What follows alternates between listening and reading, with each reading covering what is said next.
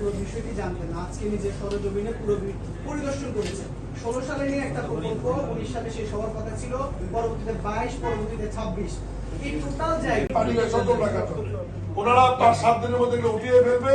আমাদের প্রকল্প মেয়াদটি আবার বাড়াতে হবে এবং আগামী ডিসেম্বর করবে কি করবে না, আমি কিন্তু মেয়রের নেতৃত্বে একটা কমিটি করে দিয়েছি।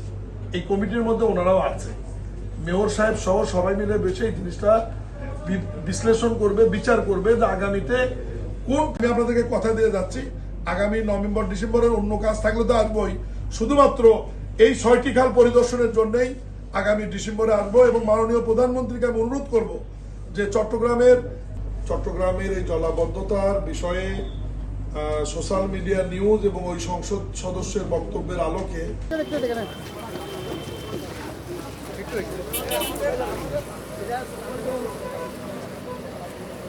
ভাই কাদের ছবি নেন না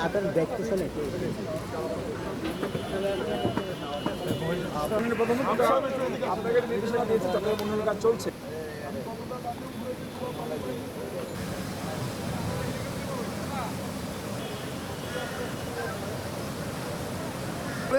জনগণের প্রতি দায়বদ্ধতা আছে। ধন্যবাদ। যাতে কোনো কিছু ড্রপ করতে না পারে।